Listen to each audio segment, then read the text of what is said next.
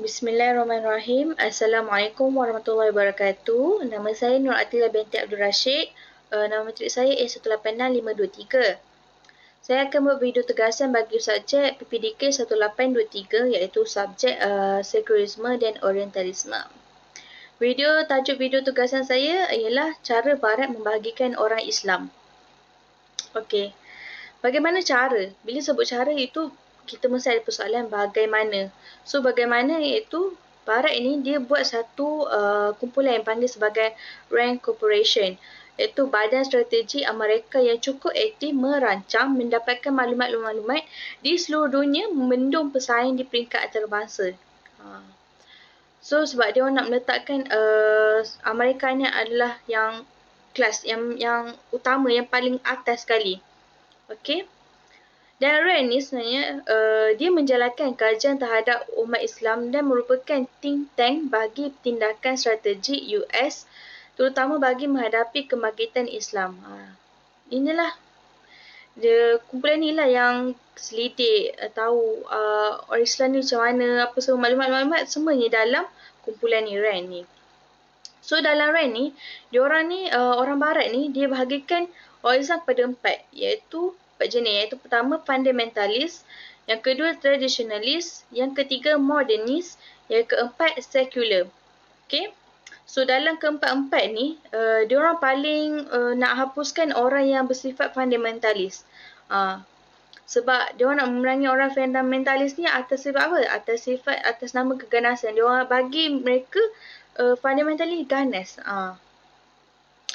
So mereka melihat ini bukan dalam satu negara saja. Mereka mencari maklumat ini dalam semua negara-negara Islam. Okay. So apa itu fundamentalis? Fundamentalis ni ialah orang Islam yang mendapatkan kuasa politik. Dan orang Islam ini kumpulan ini juga menolak nilai-nilai Barat dan hak asasi manusia. Okay. Dan fundamentalis ini juga ialah orang Islam yang mahu melaksanakan negara Islam yang tertegak di dalamnya hukum Islam. Yes. Itu bagus. Dan juga memaksakan nilai-nilai agama diwajibkan ke atas semua masyarakat. Ya. Perlu ada nilai-nilai agama. Sebab kita tolak nilai-nilai Barat. No Barat. Islam, yes. Okey. Sebab itulah sebab berdasarkan huraian yang seterang ni, sebab itulah orang Barat nak memerangi orang yang fundamentalis ni. Sebab apa? Diorang pegangan Islam mereka tu kumpulan ni kuat. Okey. Yang seterusnya kumpulan traditionalis. Apa itu traditionalis? Okey, traditionalis ni lebih menumpukan kepada soal kerohanian dan keilmuan. Contohnya budak-budak tafiz, orang ahli kitab yang tidak berfikir tentang politik. Mereka hanya menumpukan tentang ilmu dan rohani mereka saja. Okey.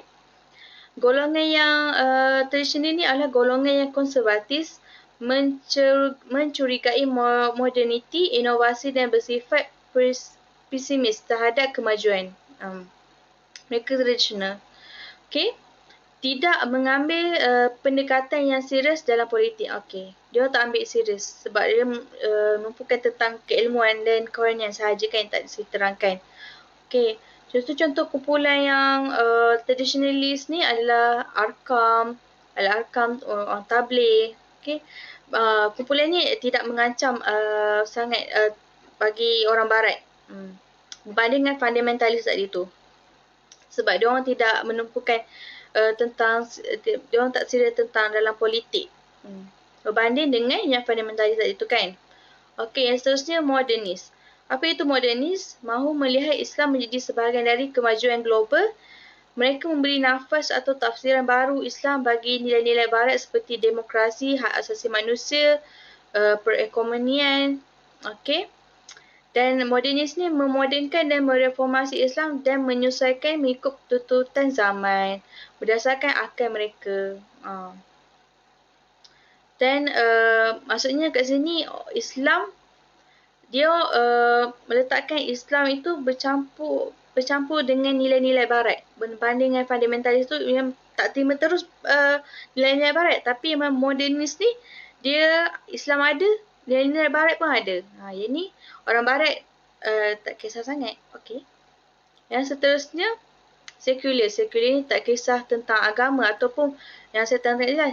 Sekular ni orang Islam yang memisahkan antara ikatan agama. Mereka tak kisah tentang agama. Dan ini memang acuan barat lah. Memang barat lagi suka lah orang macam gini kan.